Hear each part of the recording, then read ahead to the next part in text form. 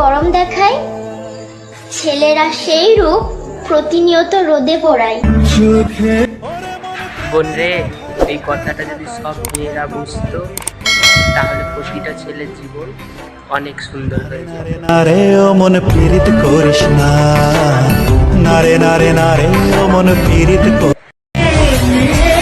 তোমায় আর রেখে দিতে পারলাম না, কারণ তুমি এই পৃথিবীতে এসেছো আমার জন্য না, অন্য কারোর জন্য। যাকে পাওয়ার তো আশা, সে বুঝলো না আমার ভালোবাসা।